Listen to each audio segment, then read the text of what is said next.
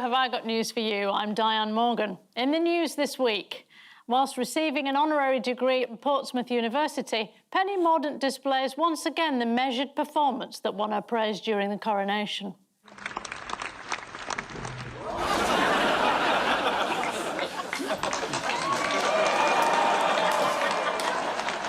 At a rally to celebrate Labour's crushing victory in the local elections, there's concern that the prospect of a return to power is going to Ed Miliband's head.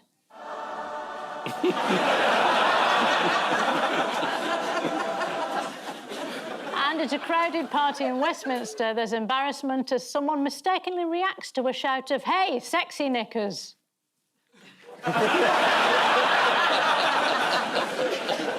On Ian's team tonight is a political correspondent whose show on Times Radio includes a segment where random guests take part in the quiz, Can You Get to Number 10? Which seemed like a fun idea until Liz Truss won. Please welcome Matt Chorley.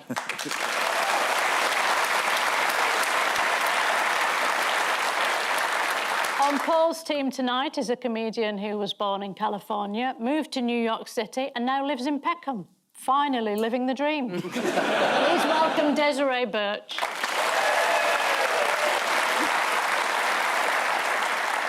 We begin with the bigger news stories of the week. Paul and Desiree, take a look at this. Right, yes, now, don't tell me. Don't know who that is. But he could not be happier to get the heck out of there. Yeah, he's gone. And, oh, Coachella! Yeah. Is it the coronation? Is it the coronation? We can only hope. It's hardly Crufts, is it? Unless they've gone up market. So, yes, this is the, what's it called? The coronation, yes. Did you enjoy it? What, all 7.5 hours? Every minute of it. This is the news that 6 members of the anti-monarchist group Republic were arrested and held for 16 hours on the day of the coronation. Yes. Oh, yeah. Why were the protesters surprised at being arrested? Well, they had liaised with the police, hadn't they? They said, oh, we're not going to protest. We're just going to stand around saying, not my king. And the police arrested them on the morning of the coronation and then locked them up for 16 hours and said, oh, sorry, didn't mean it. Yeah. They haven't been following the news. No. We managed to pass a law, I think it was the day before, called the Public Order Act, which meant that they could arrest them overnight and, for the purposes of the coronation, let them go the next morning with an apology. And they were worried they might strap themselves to a lamppost, which obviously would have really upset the king. As he went past in his gold coach, he'd have thought. It was such a lovely day, but there's somebody over there tied to a lamppost. Andrew, I think.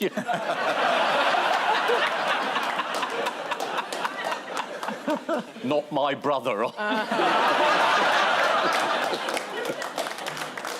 Which items did police officers confiscate from protesters? Whistles?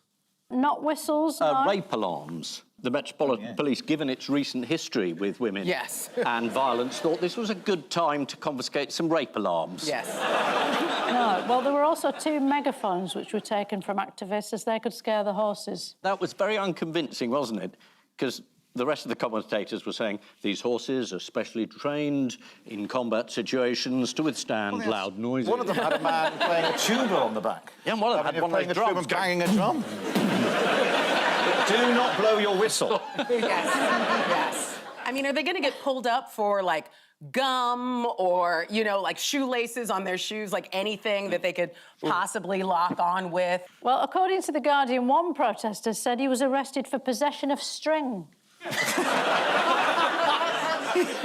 This Public Order Act didn't really become a law. It wasn't debated. It just went through. Is that right?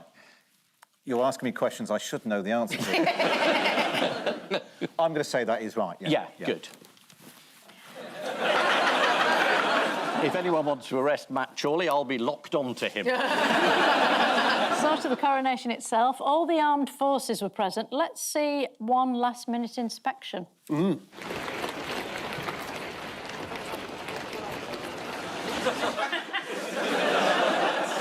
He was locking on. What was the main hiccup to proceedings? He was there early, and I believe, as though I don't know absolutely, the Prince and Princess of Wales were slightly late. Oh. So Charles was stuck in the gold coach Just going round and round the block. Round and round the block, killing time. The one he went there in, that's the good one, which has got aircon and electric windows. And there was all this stuff about the one he went back to the palace in was really... the gold... I mean, it really was very basic, that gold. So uncomfortable to be encased in gold. Gold, So being pulled by horses world. with a crown. He should have got on the tube. Yeah. Yeah, Charles and Camilla arrived for their coronation 6 minutes early. Here's what a Sky News lip reader interpreted Charles as saying.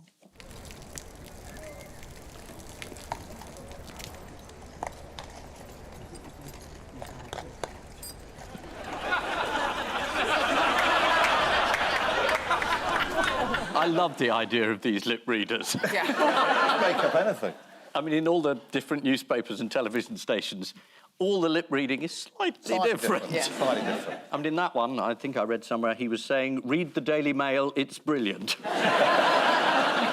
Who else was on the guest list? Interestingly, Nick Cave was invited. Cave the was King there. of Goth. He's the king of goth, is he? I think so. It's a small European island. Liz Truss was there. Yes, Oh. yes. Yes. A number of celebrities and also a parade. And Liz Truss. Yeah. She was just checking we remembered her. Here's Hugh Edwards covering the event for the BBC. Theresa May and her husband Philip, and followed by Boris Johnson and his wife Carrie, and then Prime Minister for a very brief period, Liz Truss, with her husband Hugh O'Leary. She spent longer choosing that hat than she did as Prime Minister. Yes. Well, I'm afraid we're not able to show you any footage from inside the Abbey, as the palace won't let us. And also, it was a bit boring. So let's have a look at some individual moments. What's happening here? Oh. What isn't happening here? I mean... That's the hot equerry. He's one of the royal equerries and he's very good looking. I read this in the Express, I think. We don't have a lot of hot equerries. They're usually mostly dead. The man to the right of King Charles has got an unusual sort of hair pattern, isn't he? It looks like a sort of sparrow is nested in his pate. Yes.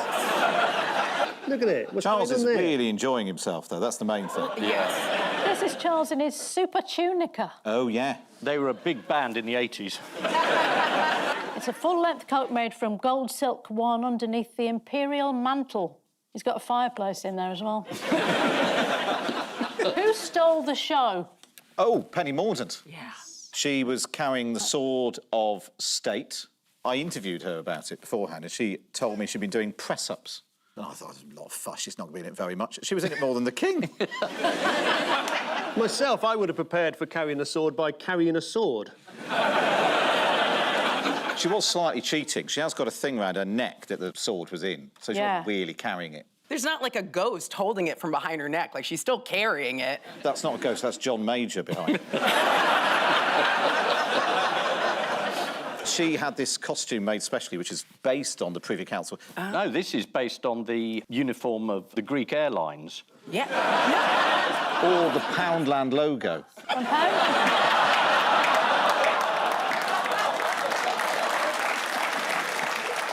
This has meant that she's going to be the next Prime Minister. Yes. Yes. Yeah, someone cheered. We can't rule out the possibility if Liz Truss had done it, she would have put the sword in her foot with it. And then beheaded the king. It's progress. And then said she'd done nothing wrong. Yes. Ian, didn't you tell me before that at the royal wedding they make you wear an adult nappy? What? This is... Excuse the expression, but this is worth unpicking. Ian went to the royal wedding and they made him wear a royal nappy. Oh, I'm sure, weren't you invited to Kate and William's wedding? No, how dare you? No, I was not invited. Could have sworn it I was was you. snubbed. So I wasn't there, I wasn't wearing a nappy. Apart from that, the story's great. Someone told me that when you get invited to a royal wedding, you can't nip out for a fag or have a wee. Can't do that. So they suggest that you wear an adult nappy. It could be part of the commentary, though, couldn't it? But as the Duke of Westminster has a quick words behind... behind the Bayeux tapestry. Prince Harry didn't stay long, returning to California for his son's 4th birthday party. But Harry's had some good news this week. Oh. anyone know what that is? Oh, this would be the mirror hacking story. Would that be it? That's yeah. right. Piers Morgan, thankfully, knew nothing about it. Now, you mustn't laugh at that because that's some sort of libel, isn't it? If the audience laughs if I say... No, you just carry on. I just carry on. Would it be unusual for a tabloid editor to not know exactly where the stories were coming from? You may say that.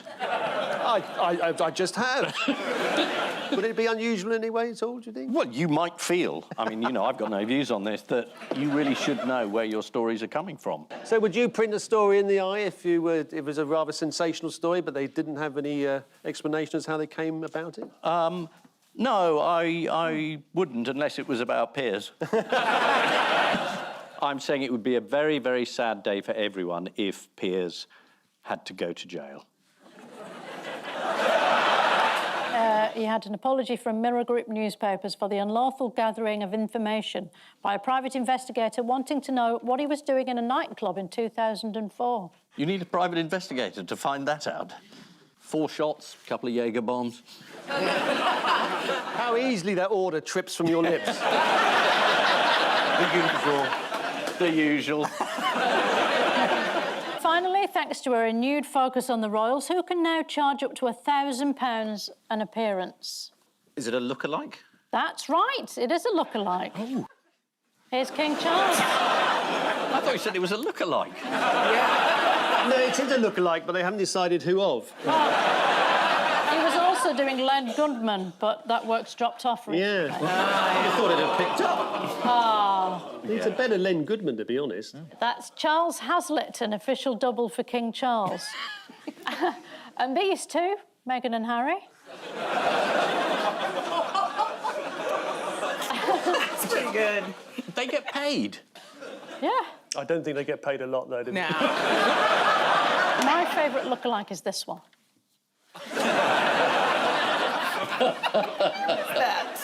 This is the coronation of King Charles III, a day of pomp and pageantry which we won't see the like of for, I don't know, maybe 5 years. As part of the coronation, King Charles had to put on the bracelet of sincerity. Though it did start to glow and give off smoke when he said how sad he was that Meghan couldn't be there. The coronation ceremony featured ornaments from many previous royal eras, including an Auburn sceptre dating back to Charles II, a gold robe dating back to George V, and the coronation ring, which presumably dates back to Prince Albert. Yes. King Charles has been criticised for the opulence of the coronation during a cost of living crisis. Here he is. To be fair, cutbacks have been made. He is only wearing one glove. It's the weary expression of a man who's lost control of the cue ball and now needs the rest if he's going to pot that tricky blue. The royal family did their best to make the coronation a celebration of diversity. Yes, the family are pretty white, but many of the jewels that they wore were stolen from Africa and India. Here's Rishi Sunak with his wife arriving for the ceremony, an event she later described as small but nice.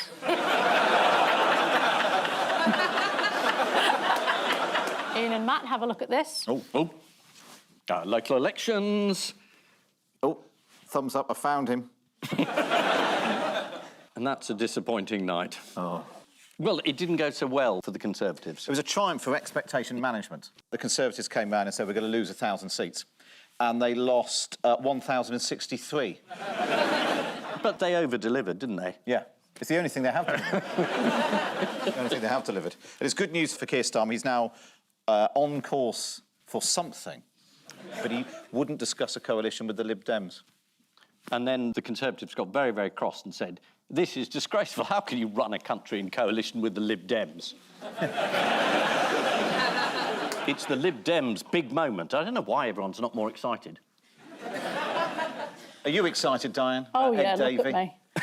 I'm beside myself. Why wouldn't you want a coalition with the Lib Dems? They're so good at visual metaphors, aren't they? They are. Do you have an example of their visual metaphors? Yes, here's Lib Dem leader Ed Davey trying to convey that the Tories are running out of time. 5, 5, 4, 3, 2, 1.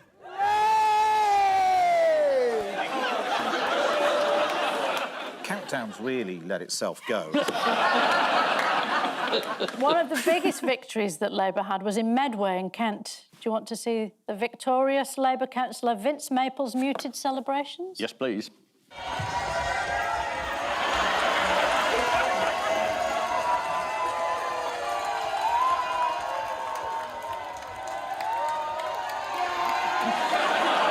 It's good that they're reviving Bat Out of Hell, though, isn't it?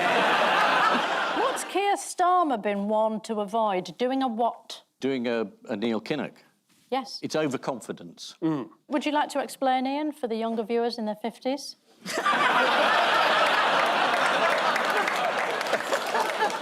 Sheffield. Sheffield. 1992. Yes, he doesn't want to be Kinnock, does he? He doesn't want to repeat history and get overconfident and then lose and end up with another Tory government. So he's been constrained and responsible and mature. I'm really bored. I feel it's so weird that people get down on him for being boring. Like, after 4 years of the last guy we had in America, I want my politicians to be boring. You don't want your brain surgeon to be like, I'm a bit of a maverick, you know? You know what I mean? Like, let him be boring. Well, I mean, you're doing well with your new president. aren't you? Yeah, he's barely conscious. Yeah. It's perfect. Shall we play a quick guessing game? Yes, Please, what's the guessing game? How do you think Ed Davey conveyed the idea that the Lib Dems were smashing through the so-called blue wall of the He Conservatives? knocked down a blue wall. Yeah. Let's see. Let me show you.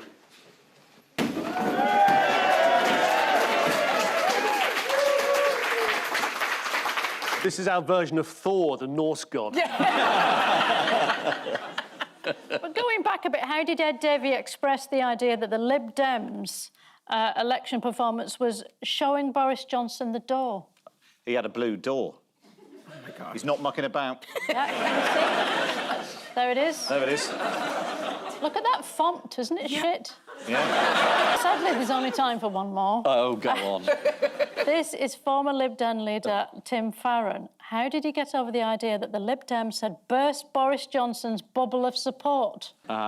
Is it a giant bubble? It is a giant balloon. See? It's a balloon in a big pin. There we are. There you go. You just don't want to do photos where someone can go one little prick. The Lib Dems are quite a potent electoral force, though. How did a Lib Dem councillor in Salford manage to win 2 different seats on the same night? Oh, yes, he was a paper candidate somewhere else. And now he's a councillor somewhere sort of 200 miles away. That's right, yeah. Salford councillor Chris Twells also won a seat in the Cotswolds. Yeah. He was on the ballot paper as a paper candidate just to fill in the space. His boss in Salford said, he's got no hope of winning.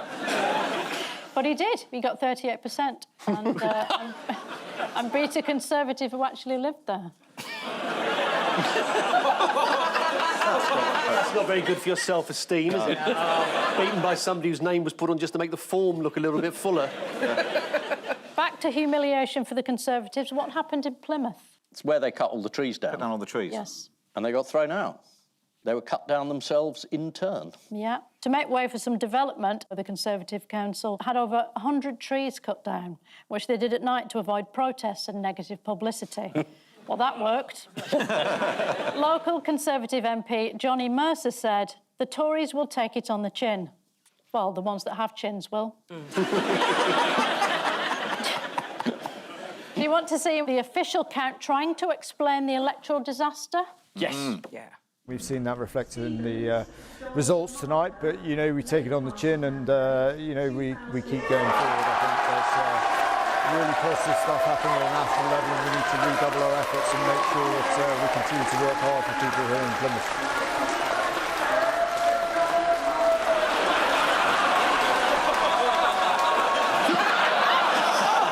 They held that extra long just to see if he would cry. He was so close. What's Rishi Sunak trying to do with the NHS to appeal to voters? Pretend he uses it? That's a good answer. He's trying to reduce the scramble for doctors' appointments and give chemists more powers, what he calls common ailment services. Is that common as in plebby? What kind of ailment ailments will chemists be allowed to deal with? They'll be able to prescribe antibiotics, won't they? Well, it's not what I've got here. No. You have to take it to another chemist then. All right. Is it repeat prescriptions? Earache, sinusitis, impetigo, laryngitis. It's a bit Mary Poppins, isn't it, that? Yeah. What else will chemists be allowed to do? Oh, well, I think you've just got Bit of this, really. diagnosis. Could it be anything to do with antibiotics? Yes, it is. It's a repeat prescription. What has Rishi Sunak been stung by? Has he been stung by criticism by Jacob Rees-Mogg? It's criticism. Is it the Archbishop? I was very keen on the Archbishop. Is it him? You were very keen on the Archbishop? He was at Oxford with you, was he? Old Bish. Was he Old Bish with you? No, Theological College. Theological College. Did you ever link arms as you wandered across the quadrangle? Yeah. You did. We've been locked on a You're couple locked times. on. Yeah. With your mortarboard at a coquettish angle? Waving at the bursar? It's almost as if you were there. I was the mascot. The answer is criticism of his use of private helicopters. Oh, yes. Oh, yeah. He flew to Southampton and back that he could have done in 1 hour 15 on a train. How long did it take in a helicopter? 40 minutes. 35 minutes. He went the shorter way. Rishi Sunak has been criticised for taking too many helicopters. He was at it again on Saturday when his wife did a big shop and he was given 50p to ride the one outside by the trolleys.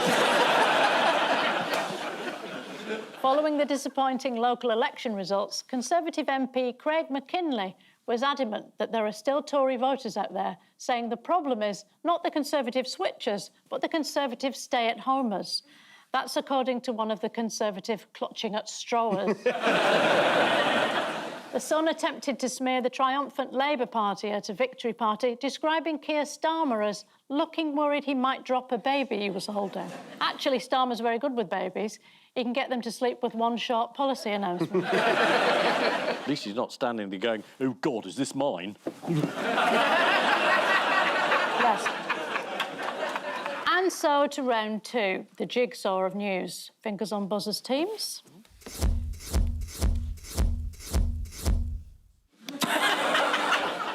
It's a guy in a sexy bin. What is this?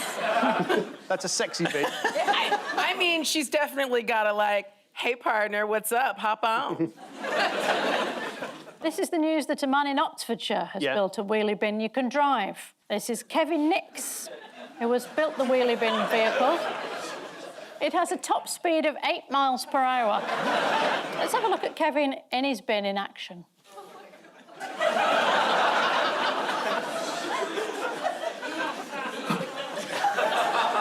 That's he's doing more than 8 miles an hour there. Yeah. And he's coming out of the pub. Yeah. Presumably he has to keep moving, because if he stays still, a lorry will come along and tip him up. It's not good for your self-esteem, is it? The only reason for driving that is to throw yourself away. I don't know. It looks like it might be a chick magnet. I've seen worse cars. I've gotten into worse cars. What is the record speed for a wheelie bin? Oh, 75. It's 45 miles per hour. Oh, they went the short way. Which was the record set by Andy Jennings in 2021. Here he is achieving that feat.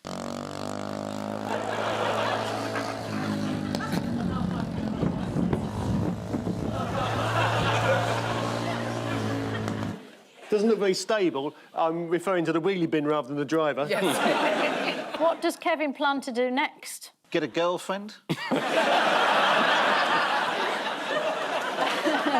He's built cameras into the two front-facing corners of the bin, so he'll be able to drive around with the lid closed. That's not a good move. Kevin says it's just a fun hobby, telling the press, have I got a piece of paper saying I'm an engineer? No. Have I got a piece of paper from the wife saying I'm leaving you? Yes. What other things has Kevin built? A bread bin that does 10 miles an hour around the kitchen. Tell us. The world's fastest shed? Kevin says, I like doing things that are different. And so far, he's made an extended motorised mobility scooter, a motorised shed and a motorised wheelie bin. You say different, Kevin. I'd say the same. According to the Metro, Kevin takes his massive shed to residents up at care homes. Just what any care home resident wants to see, a large wooden box.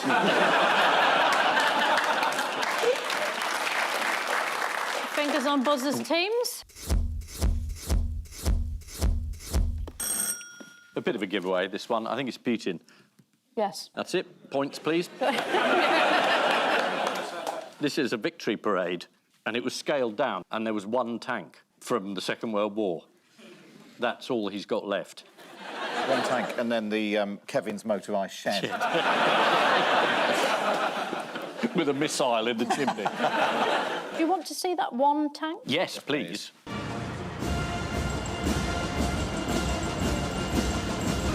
Is it simultaneously painting a yellow line down the middle? He did have some other kit. What else was part of the procession? Princess Anne.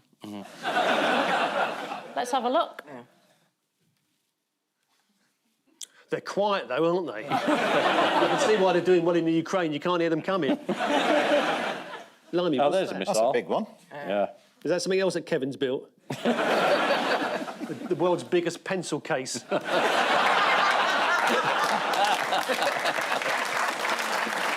What precautions did Putin take during the procession? He wore a condom. It wasn't him, it's a lookalike. That's right, yes. £1,000, and he does Prince Charles as well. But he's very paranoid now, because the head of his mercenary group, the Wagner group, is just going on television saying he's useless and the war's being lost. It's quite bad when you lose the mercenaries. On your side. Yes, it is bad, isn't it? Which other potential world leader was in the news this week? Oh, yes, Donald Trump, the court case in New York, which he lost. But, you know, but with the deposition that he gave, the little video deposition, you can see why his lawyers over the years have fought tooth and nail to stop him giving any kind of evidence. Yes. Because he's angry, he's dismissive, he says stuff like, I couldn't have raped this woman because she's not my type. Yeah. But the amusing thing, if there is any amusing bit in this, was that when he was shown a photograph of her, he mistook her for one of the wives that he'd married. Yes, definitely not his type. Not his type. How was this played with his core supporters? Very well. They love it. They really don't care. Trump previously said that during his last presidential run, I could stand in the middle of Fifth Avenue and shoot somebody and I wouldn't lose any voters. Unless, of course, the man he was shooting was a voter for him. Then he'd be one down. Finally, if you were President of the United States, how would you want to be introduced? The very young Ian Hislop. Yes. Well, this is how a Hollywood star, Ke Huy Quan, decided to bring Joe Biden to the microphone when he visited the White House this week. And I never thought I would get a chance to say this. But now, it is my distinct pleasure to introduce the President of the United States!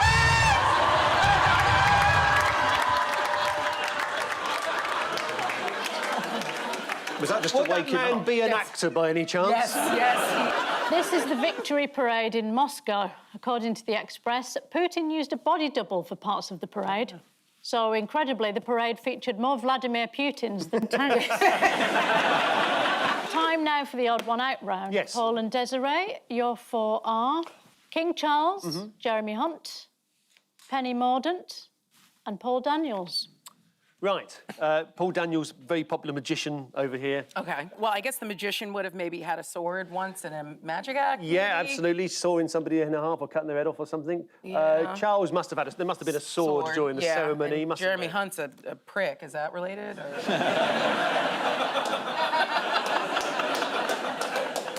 I didn't know you read the Telegraph. At the risk of being the Penny Mordaunt correspondent, she was a magician's assistant. Oh, you're right. Penny Mordaunt's the odd one out because she's worked as a magician's assistant and the other three have done magic themselves as magicians. There you go, correct answer. Whoa. Well done. And when did Penny Mordaunt dabble in magic? At university, Freshers' Week. In her year off.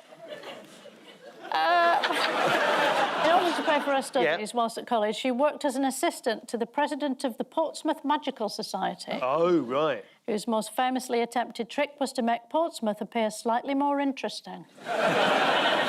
What did she learn to do as a magician's assistant? She made things disappear. Huge majorities. Mordaunt told the Bournemouth Echo that during her life she'd been sawn in half and chopped to bits in several hotel ballrooms. I missed that bit of the last Tory conference. Yeah. Where did Jeremy Hunt learn the skill? When he was at uni. What do they teach at British universities? Don't ask me. Did he appear at the Edinburgh Fringe like 40 years ago or something? Did he? I know, I'm asking. No, I don't know. I don't know. Not on here. No, tell us, where did he do it? when did he learn He magic? was head of his school's magic society. Oh, yeah. It's here that he learned the art, which he said requires confidence in presentation, especially if you're about to pronounce his surname. Here's confident presenter Robert Peston making a reasonable attempt at it. That means the hole in the public finances is bigger than it would have been, and Jeremy Hunt's cuts will be more painful. It happens a lot, doesn't it? I don't know, why doesn't he change his name and then people are calling him Jeremy Hunt by mistake? In 1975, the then Prince Charles was accepted into the Magic Circle after performing the cup and ball trick. Yes. God, I hate magicians. Do you? Yeah, I can't bear them. Well, you think because they're trying to deceive you? Not just boring. I know they've spent a long time doing these tricks, you know, Yes. but I just don't feel anything inside. No. Why could Charles be relaxed about his cup and balls performance? He was allowed to use his own...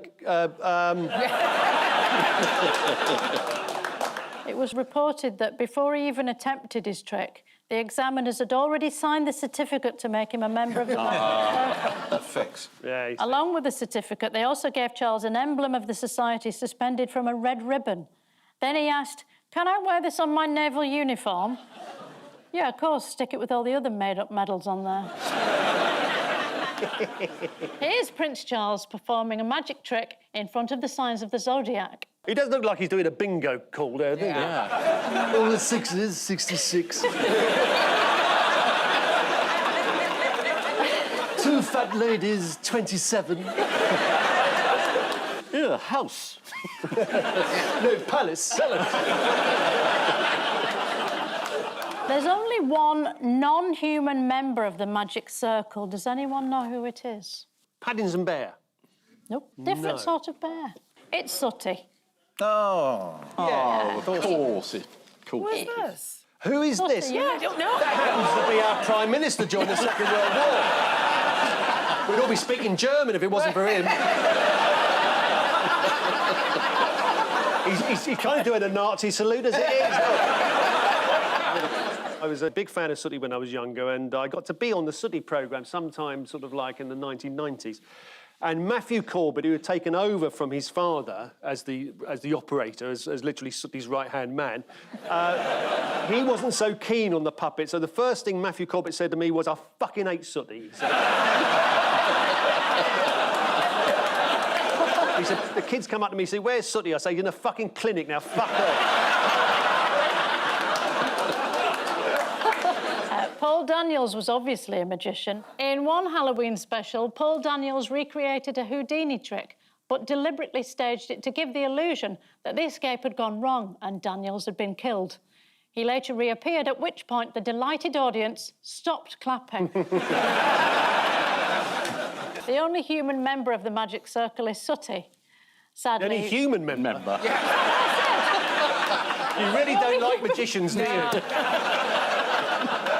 You really don't like them. I'll do that again. Yeah.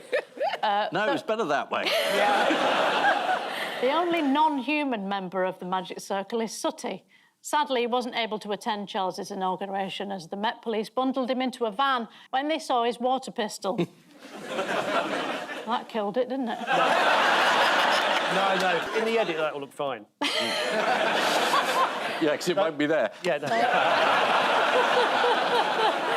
Ian and Matt, your Yes. score are Scottish Police, Odysseus, Sainsbury's Mints and Bluey the cartoon dog. It's a kids' TV show, The Blue Dog. Is it? Yeah. I think it's Australian. And what's his thing? He loves mince. OK, so the link with Odysseus, who famously loved mince. Loved mince. So Police Scotland's the odd one out because they don't like mince. Do you know I've gone off you as a partner? Do you give up? Yeah. They've all been told to change their appearance, apart from the cartoon Bluey, which had to be re-edited because it criticised a person's appearance. Wasn't it about a character that was described as being fat or something? A recent episode of the children's cartoon had to be re-edited after being accused of fat-shaming. In the episode, Bluey's father looks in the mirror and complains about his weight, to which 6-year-old Bluey replies, "Why don't you just do some exercise?" Adding, "You fat bastard." Yes. What aspect of their appearance have police in Scotland been told to change? Oh, beard. How have officers reacted to the news? I'll not do it.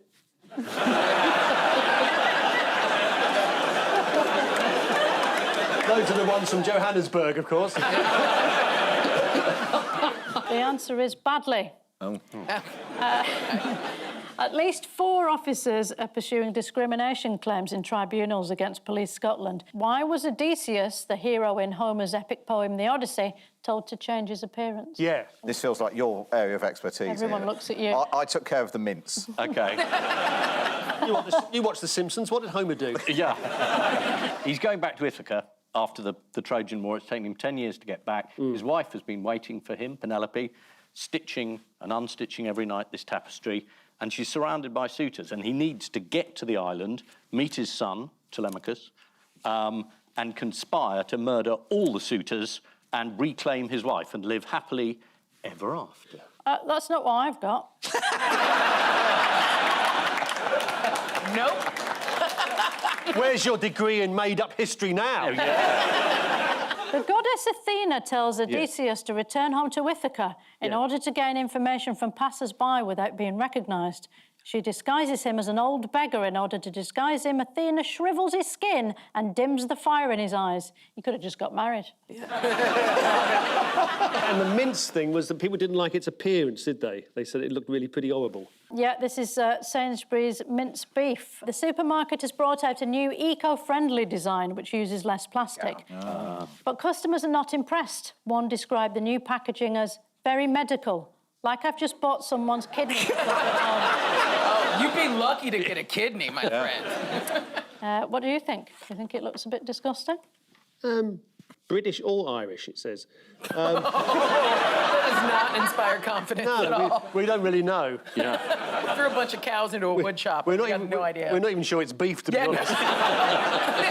One Sainsbury's shopper from Huddersfield complained about the vacuum-packed mints, saying, "They've sucked all the air out." That's this year's Nobel Prize for Physics done and dusted. One woman complained that when she opened the new Sainsbury's mince package, the meat plopped out in a big rectangular clump, in much the same way as it does the next morning.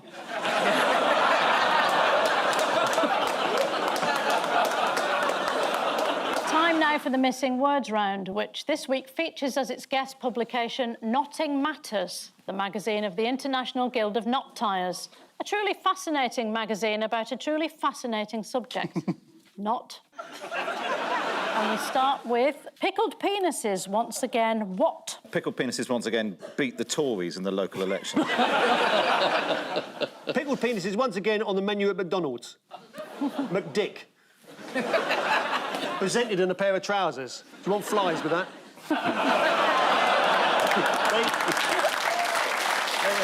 Never went to university. All self-taught.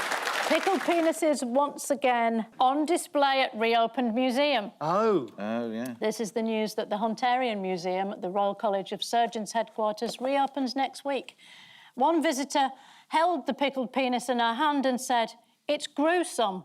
Well, that's what penises do when you touch them. Yes. Next, woman who ate like King Charles for a day says, what? I shouldn't have picked Charles I on the day of his execution. As I only had a small breakfast. The answer is, a woman who ate like King Charles for a day says, I never want to see a boiled egg again. This is the Mirror writer Nia Dalton, who followed King Charles's diet for one day, which includes a boiled egg with every meal. And it's not just Charles. Rumour has it Diana used to enjoy a couple of soldiers every morning.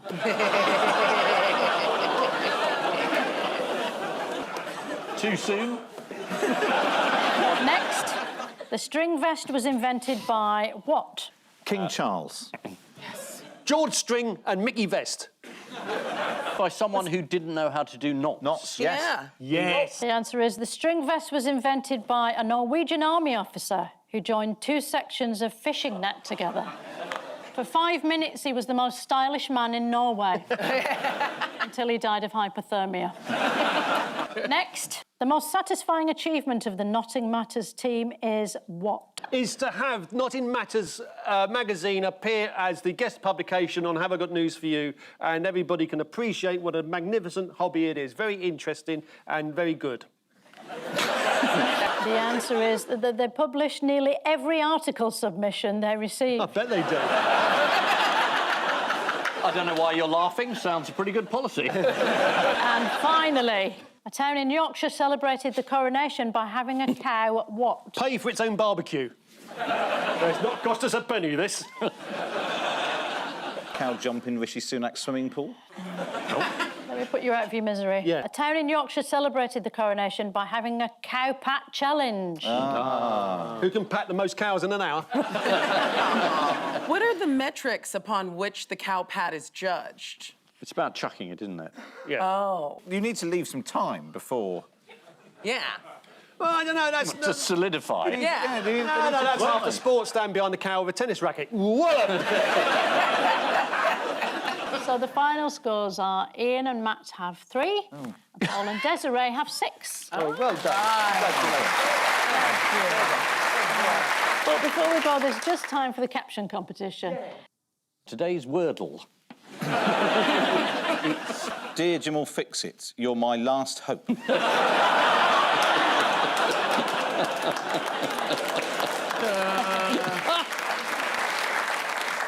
On which note we say thank you to our panellists, Ian Hislop and Matt Chorley, Paul Merton and Desiree Birch.